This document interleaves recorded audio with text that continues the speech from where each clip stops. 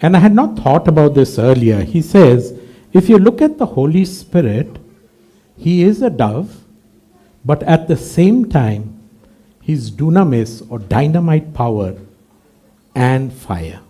और उसी समय में ऐसा मुझे लगा कि जैसे कि हम पवित्र आत्मा को देखते हैं तो वह एक कबूतर के समान है. And when we look at God, Lord Jesus Christ, we also see he's a lamb, but he's also the Lion of Judah.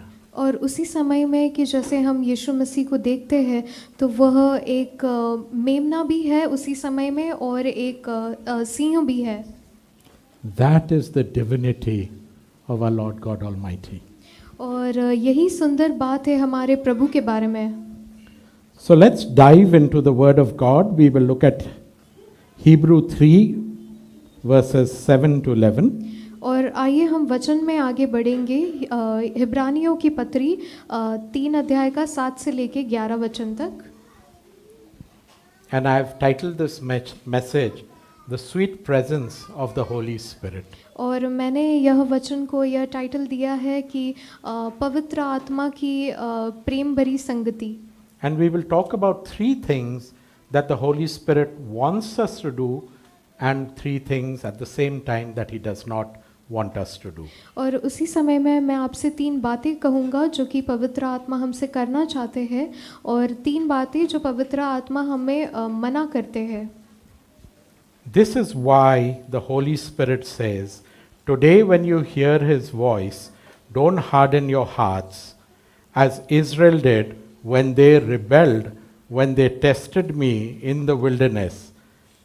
There your ancestors tested and tried my patience, even though they saw my miracles for 40 years. So I was angry with them, and I said, their hearts always turn away from me. They refuse to do what I tell them. So in my anger I took an oath, they will never enter my place of rest. अतः जैसे पवित्र आत्मा कहता है, यदि आज तुम उसका शब्द सुनो तो अपने मन को कठोर ना करो, जैसे कि क्रोध दिलाने के समय और परीक्षा के दिन जंगल में किया था, जहाँ तुम्हारे बाप दादा ने मुझे जांच कर परखा और 40 वर्ष तक मेरे काम देखे. इस कारण मैं उस समय के लोगों से क्रोधित रहा और कहा, इनके मन सदा भटकते रहे और इन्होंने मेरे मार्गों को नहीं पहचाना. Amen. Amen. Where is this passage that we are reading from? It's in the New Testament and in Hebrews. और यह वचन जो हम पढ़ रहे हैं वो कहाँ पे है? इब्रानियों की पत्री में है. And that is what the Lord is telling us. It is as applicable as it was in Psalms 95 verse 8 to 11 as it is today for us in his presence. और यही बात जैसे कि उन दिनों में भजन संहिता में लिखी गई थी और आज के समय में यही बातें लागू होती है. Today when you hear his voice. और आज जब हम उसकी आवाज़ को सुनते हैं. And I believe that he has spoken to you from the time that you have entered his sanctuary. और मैं विश्वास करता हूँ कि जिस समय में आप यहाँ आए हो उस समय से प्रभु आपसे बातें कर रहा है. He says, don't harden your hearts. और वह कहता है आप अपने मन को कठोर ना करो. Don't get stubborn, because the word of God in 1 Samuel 15:23 says, stubborn is as bad as worshipping idols. और वह ये भी कहता है कि अपने आप को स्टबर्न मत करो. Because it is as bad as worshipping idols. और क्योंकि वह जैसे कि एक मूर्ति को पूजा करने के समान है. Then it also says, do not rebel. और वह ये भी कहता है कि क्रोधित मत रहो. In the same verse and chapter, Samuel, it says that rebellion is as the sin of witchcraft. और उसी सेम वचन में ऐसा भी कहता है कि रिबेल मतलब वो विचक्राफ्ट के साथ के तुलना समान किया है। जाता है। Do not test me, he also says. और वह ये भी कहता है कि मुझे परीक्षा में न लाओ। Do not try my patience. और वह ये भी कहता है कि मेरी धैर्य। धैर्य को मत जानो। He says, do not make me angry. और वह ये भी कहता है कि मुझे क्रोधित मत करो। Because when all these things happen, you cannot enter His peace. और क्योंकि यह सब कुछ अगर होता है तो वो अब उसकी शांति में हम नहीं आ पाते। You know how the Holy Spirit is depicted? My wife was just telling me as we were coming, she said, in the times of Noah, when Noah sent the dove, what did the dove bring back? और जब हम car में वापस आ रहे थे तो मेरी पत्नी ने मुझसे कहा कि नोआ ने जब कबूतर को भेजा तो वो कबूतर ने क्या लेकर आया? What did he bring back? वो क्या लेकर आया? What does that signify? और वह क्या दर्शाता है? Peace. शांति को। Peace. शांति को। Whenever the presence of the Holy Spirit is in your life, it brings peace. और जब भी आपके जीवन में पवित्र आत्मा की उपस्थिति होती है वह शांति को लाती है। So when we repent of our sins and we surrender our lives to the Lord Jesus Christ and accept Him as our Lord and our Savior and invite Him to be with us in our lives, we are delivered or we are saved. That is the experience of salvation. और जब भी हम यीशु मसीह को अपने जीवन में बुलाते हैं और उसको अपना उद्धारकर्ता के रूप में स्वीकारते हैं तो वह हमारे जीवन में जब आता है तो वो शांति को लेकर आता है। After we are delivered, He takes us from there and He puts us directly into our destiny. Correct? और वह हमें वहाँ से छोड़कर वो हमारे डेस्टिनी में लेकर आता है। Is that correct? Or there is a process in between? और यह सही है और उसके बीच में एक प्रोसेस है। What do you think? आप क्या सोचते हो? There is a process. And the process is called the process of development. और उसके बीच में एक प्रक्रिया है और वह प्रक्रिया क्या है? एक डेवलपमेंट की प्रक्रिया है। So the Holy Spirit takes you from deliverance to development to your destiny. That's what we see in the Old Testament. He took the Israelites out from Egypt. He delivered them out of Egypt and He put them into their destiny, which was the promised land, the land of Canaan, and in between in the wilderness was their development, what we sometimes call our discipleship, our walking with the Lord, our strengthening in Him, our encouragement, and our building up of faith. और इसी तरह से हम देखते हैं कि पुराने दिनों में और जब भी वो लोग जंगल से चलते थे वहाँ से छुटकारा देकर वो एक डेवलपमेंट के मार्ग में लेकर आए और प्रभु ने उनको एक डेस्टिनी में रखा। यही हम देखते हैं। To make you understand in a better way, let me take an example of a husband and wife that gets married. और आपको समझाने के लिए मैं एक उदाहरण देता हूँ एक हस्बैंड एंड वाइफ का। They can relate to this. और वह इसे देख पाएंगे। God delivers you from being single to getting married. प्रभु आपको एक अकेले से छुटकारा देकर एक साथ रहने के लिए बुलाता है। Then you get into the process of development. और फिर आपको एक डेवलपमेंट के प्रोसेस में लेके प्रक्रिया में लेकर चलता है। The phase of fighting, और arguing, disagreeing, wondering, can I send her back from where she came? और फिर वह प्रक्रिया में लेकर आता है कि जहाँ पे एक दूसरे से फाइट हो और वो हो और ताकि वह वापस से चली जाए। Is there a refund policy on her? क्या ऐसा हो सकता है कि रिफंड हो जाए? I would have married the other person that my parents were talking about. That would have been better. और क्या ऐसा हो सकता है कि शायद मैं किसी और से विवाह कर लेता जो मेरे माता पिता ने कोई दिखाया था But दूसरा। always remember, whoever the Lord places in your life is His right choice. लेकिन हमेशा एक बात याद रखिए कि प्रभु जो आपके जीवन में लाते हैं वो हमेशा बेस्ट होता है। And when you allow the Holy Spirit to work in this marriage, और जब हम पवित्र आत्मा को हमारे जीवन में यह और विवाह में कार्य करने का मौका देते हैं, work in your life, you will see the beautiful destiny of love, children, and happiness along with the Lord being the third God of your marriage. और जब वह हमारे जीवन में कार्य करता है तो हमारे जीवन में प्रेम और बच्चे और ये सब आशीषें आती है। You might say, brother, how do you know all these things? और आप ऐसा कह सकते हो कि ब्रदर आपको कैसे पता? Because I've gone through it myself. Because मैं इन सब बातों से गुजर चुका हूँ। Then you might ask me, Suraj, it looks like you have a perfect marriage, right?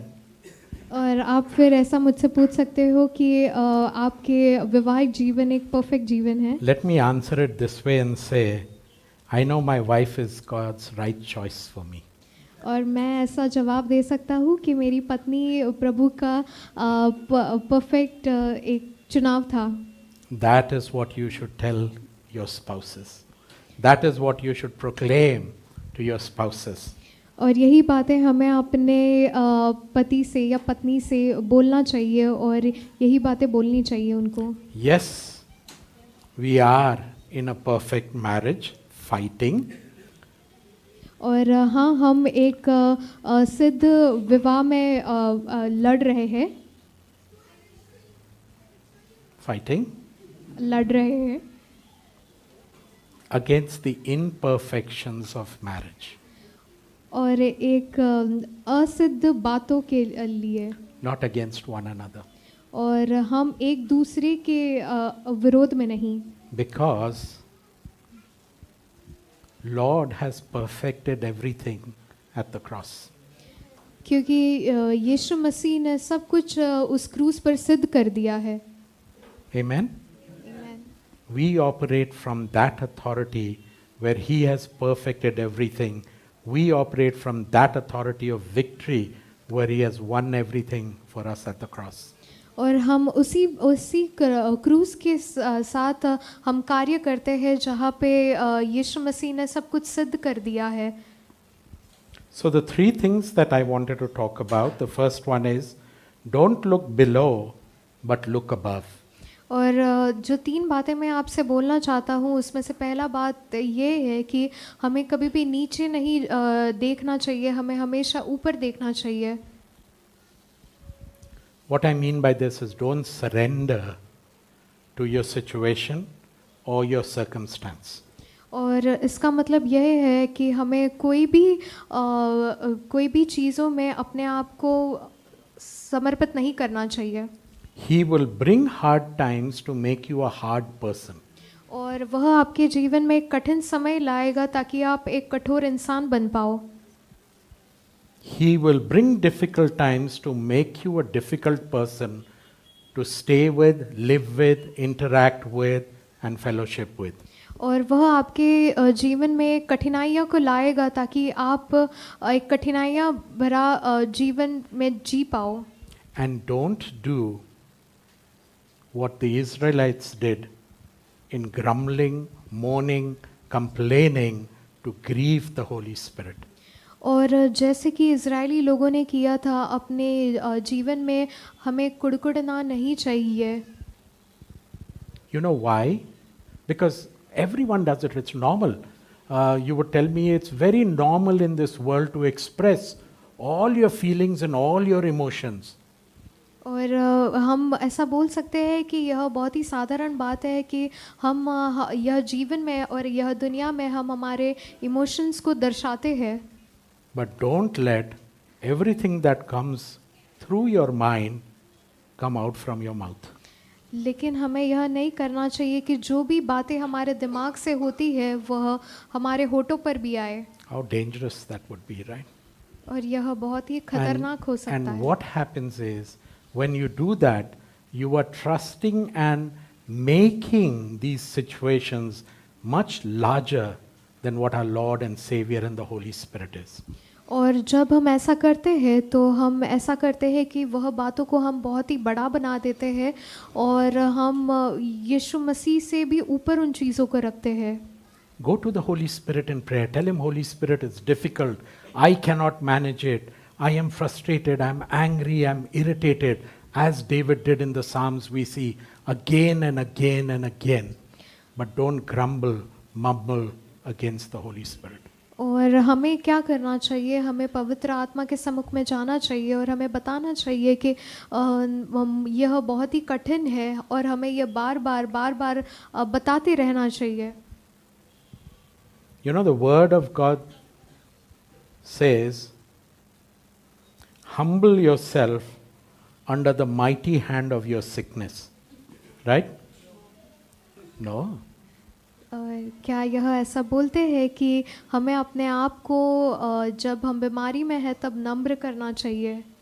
Humble yourself under the mighty hand of your financial problems.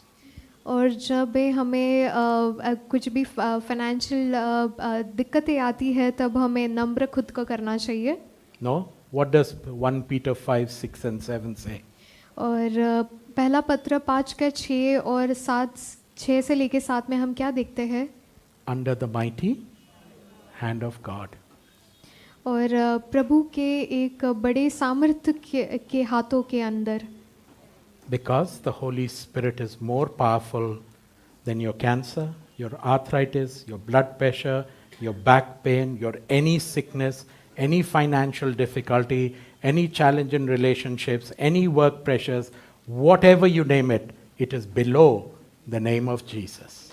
और जो भी कठिनाइयाँ आप सब लोग अपने जीवन में महसूस कर रहे हो, पवित्र आत्मा उन सब कठिनाइयों से बहुत ही ऊपर है। So when you complain and grumble and moan, you are telling God that my situation is larger than you, God, and you can do nothing.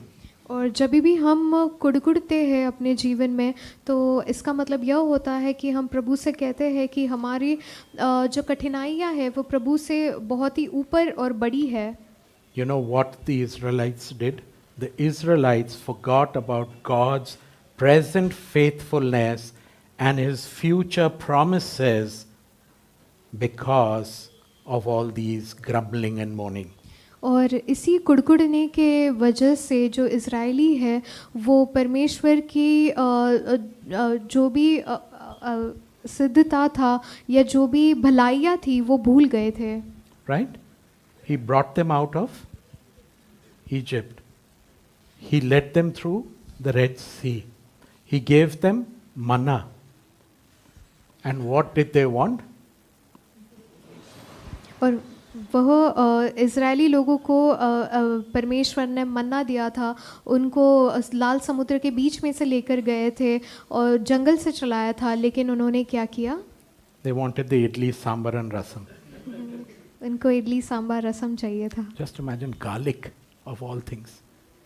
और It looks good in the naan, but in everything I do not know. लेकिन So जो please don't be like that when you go to heaven. Huh? Don't start saying that, Lord, when you're giving me the heavenly food, I want what I was getting earlier.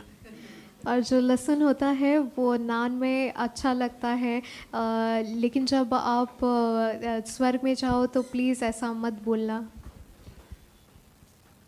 Strangely, when you get into this sort of a mindset and an attitude, what happens is you develop amnesia about all the goodness of God that has happened in the past. और जब हम इस situation से जाते हैं तो हम हमारे दिमाग में जो भी प्रभु की भलाइयाँ है वो सब दिमाग में रखते हैं। When you are sick, the devil might come and tell you, this sickness is not going to be healed. और जब आप बीमार होते हो तो शैतान आपसे कहता है कि आप नहीं चंगा हो सकते। Tell him, I'll rather die trusting God than believe you. लेकिन उससे हमें कहना चाहिए कि मैं मर जाऊंगा, लेकिन इससे बेहतर होगा कि मैं परमेश्वर पर विश्वास रखूं। Shadrach, Meshach, and Abednego did the same thing when they spoke to King Nebuchadnezzar when he was putting them into the fire. और शद्रक, मेशक और अबेदनगो ने यही चीज़ की जब वो लोग आग की भट्टी में डाले गए थे। Remember, if the devil reminds you of your past, what you should do. और आपको यह याद रखना चाहिए कि जब शैतान आपको आपकी पिछली ज़िंदगी के बारे में याद दिलाता है तो आपको क्या करना चाहिए? Reminding of his future. Remind him of his future.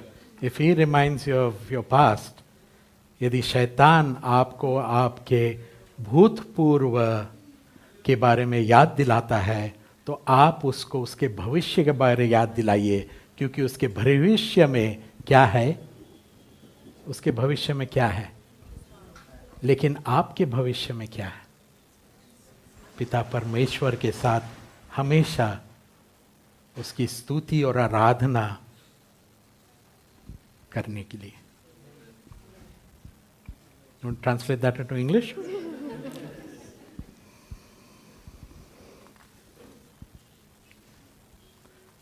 You know that God always tells you do not fear, right? Always he tells you do not fear, and that Hebrew word is al-tira. If you want to learn one Hebrew word today, al-tira, and many scholars say that it is there 365 days, 365 times it is written, so that it is enough for every day you can take one, do not fear. But you know, he tells you do not fear. Why? और यह हम बहुत बार देखते हैं कि भयभीत ना हो, मैं तुम्हारे साथ हूँ। और यह हम ये भी देखते हैं कि पवित्र शास्त्र में 365 टाइम्स लिखा गया है, ताकि यह हो कि हर एक दिन के लिए वो एक हो कि भयभीत ना हो करके। और इसका हिब्रू का मीनिंग ये भी होता है कि अल-तीरा। He does not tell you do not fear because I will put money into your bank. Do not fear because I will take care and I'll give you a better job. Or do not fear because I will do this and I will do that. But what he says is even more beautiful than that. He says, do not fear because I am with you.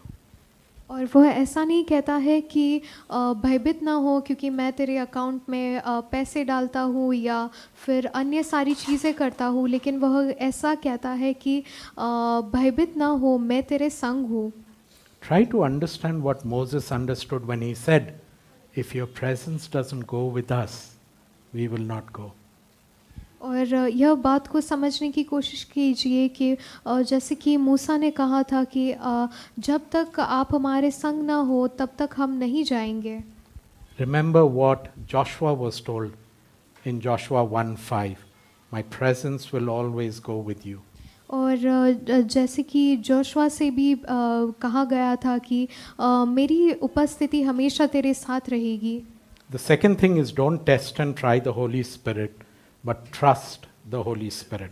और दूसरी बात यह है कि हमें पवित्र आत्मा को कभी भी टेस्ट नहीं करना चाहिए, लेकिन Because when you are testing, you are challenging the authority of God. क्योंकि जब हम उसे टेस्ट करते हैं तो हम प्रभु की अथॉरिटी को चैलेंज करते हैं। What did Satan do in the wilderness with Jesus? और शैतान ने जंगल में क्या किया? He tested the Lord. What did the Pharisees do in saying, give us one sign and we will believe in you? They were testing the Lord. What did the people say at the cross? Come down from the cross if you are God and we will believe you. Testing.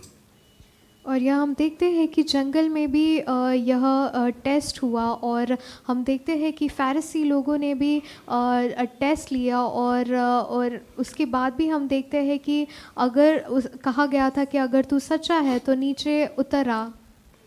Always remember, in your health, in your family, in your children, in your spouses, in your resources, in everything, God has got it. और यह बात हमें याद रखना चाहिए कि आपके finances में, आपके जो भी कुछ रिसोर्सेस है, उसमें हमेशा प्रभु आपके साथ है। I will give you an example of anyone who's not flown in a plane so far. और एक उदाहरण मैं देता हूँ कि यहाँ पे कोई भी ऐसा है जो अब तक प्लेन में जिसने उड़ान ना भरी हो।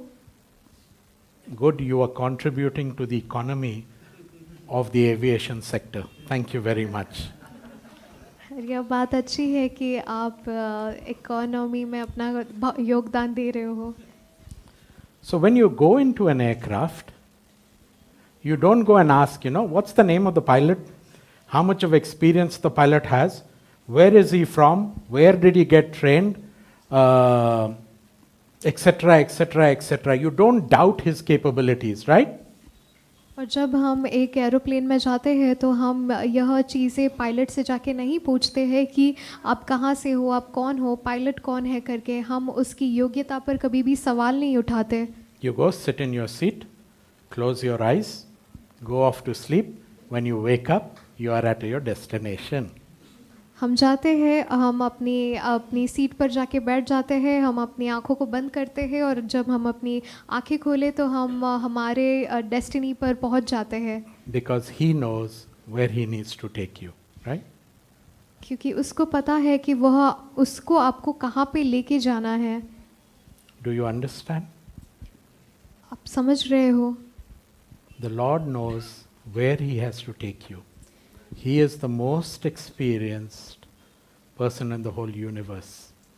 If he has said something, if he has promised you something, he will bring it to pass. All you need to do is what we say, simply chill muddy. All you need to do is relax, trust in him, and he will bring you to your destiny.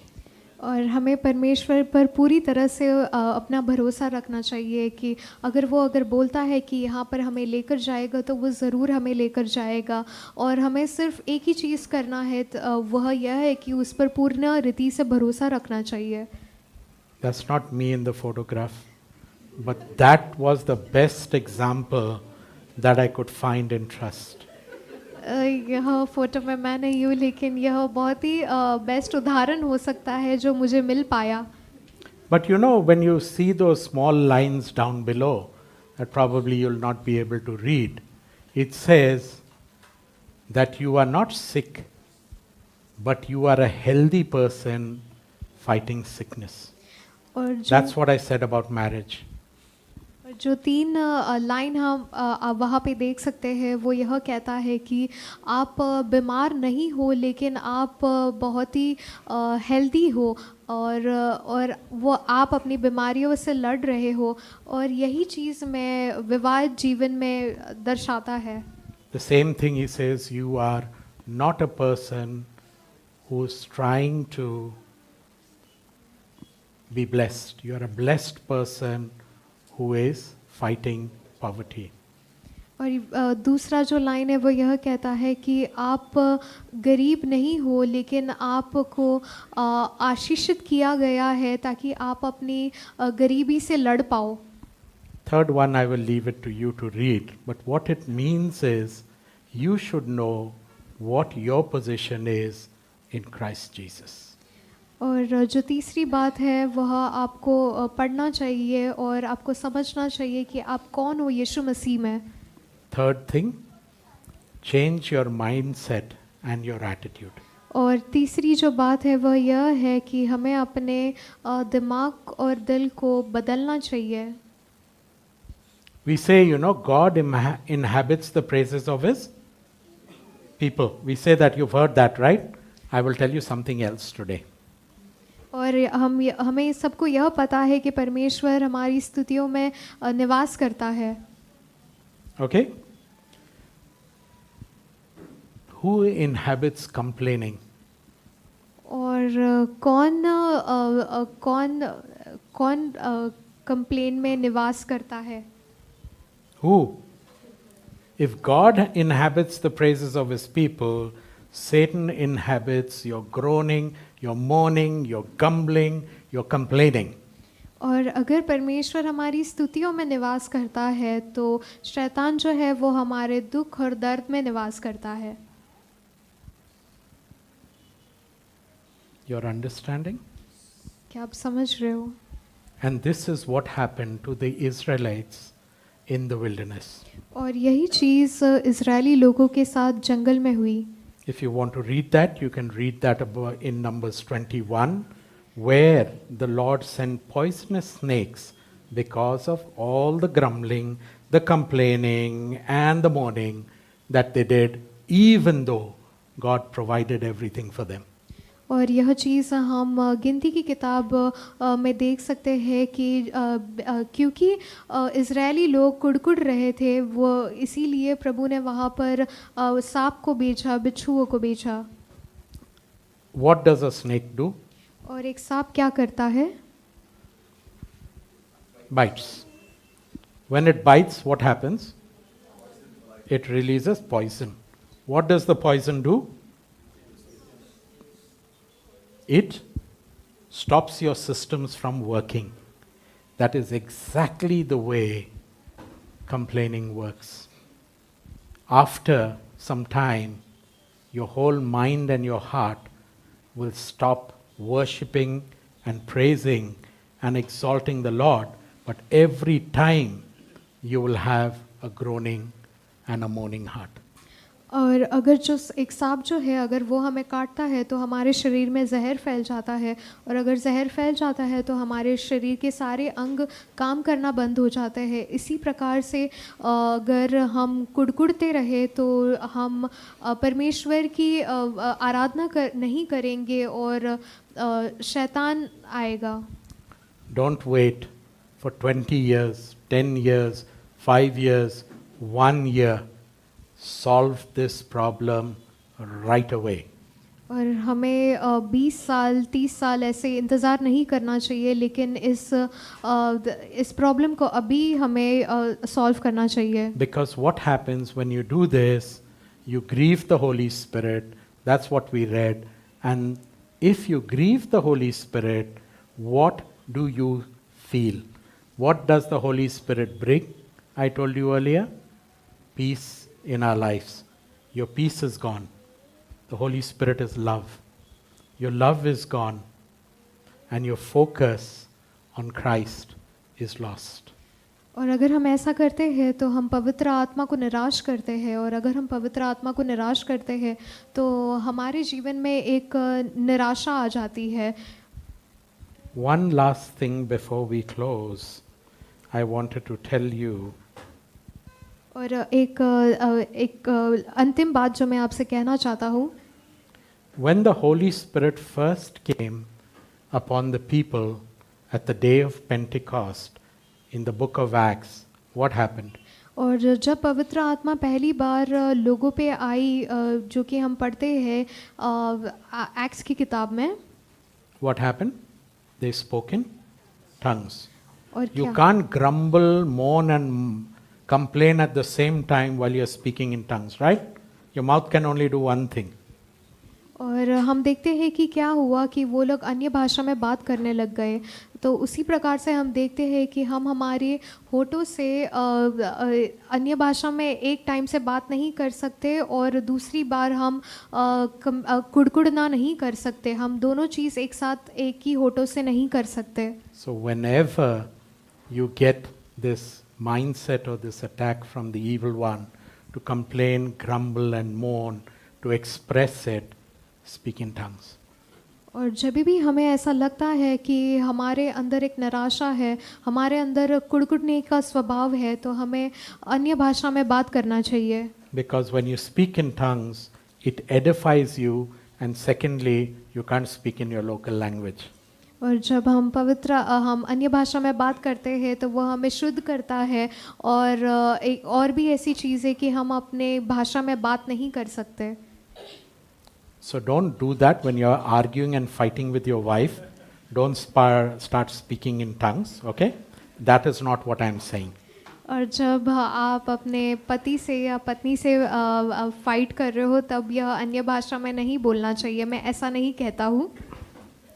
You know, many a times we opening our mouth gets us into trouble. और बहुत बार ऐसा होता है कि हम अपना जब मुंह खोलते हैं। मुंह खोलते हैं तो कठिनाइयाँ आती है। हम फंस जाते हैं अपनी कठिनाइयों में. I'll give you an example. There are many fishes in a sea or an ocean or a river, and someone throws a hook. Which fish will be caught? The fish that has its mouth open, or the fish that has its mouth closed? और मैं एक उदाहरण देता हूँ कि एक pond में बहुत सारी मछलियाँ हैं और किसी ने हुक फेंका उस मछली को पकड़ने के लिए, तो कौन सी मछली पकड़ने में आएगी, जिसका मुंह खुला है या जिसका मुंह बंद है? Satan, when he throws the hook, we should learn from the fishes to keep our mouth shut. और जब शैतान अपने जाल को बिछाता है तो हमें अपना मुंह को बंद करने के लिए सीखना चाहिए। And as we empower the Holy Spirit to work in our lives, और जैसे हम अपने पवित्र आत्मा को अपने जीवन में काम करने के लिए बुलाते हैं, He will be a lamp at your feet. और वह हमारे लैंप होगा हमारे चरणों में, So that you can only see that far and you can't see the whole distance. और ताकि हम सिर्फ उतना ही देख पाए और बाकी की दूरियां नहीं देख पाए। Because when you're driving at night, if you're coming from Mysore to Bangalore, you can't see Bangalore from Mysore, right? You can only see a little bit. And then when you go further, a little bit more. That is how the Holy Spirit will lead us in our walk, in our development, so that we reach our destiny. और जब हम मैसूर से बैंगलोर आ रहे हैं तब हम एक ही साथ में इतनी दूरी को नहीं देख पाते हैं, लेकिन जैसे ही हम आगे बढ़ते जाते हैं हम वो दूरी को देख पाते हैं। और ऐसा ही है कि पवित्र आत्मा हमें ले चलता है और हमें हमारे मार्गदर्शन करता है। It is not about the changes the Holy Spirit makes in you, but it is about the relationship that He establishes as you let Him work in your life. Amen? Hallelujah. यह नहीं है कि पवित्र आत्मा वह आपके जीवन में कैसे अपने संबंध को बनाता है। And always remember that is how you build the sweet relationship with our God, the Holy Spirit. Amen? और यही एक बात है कि कैसे आप पवित्र आत्मा से अपना प्रेम भरा संबंध बना सकते हैं।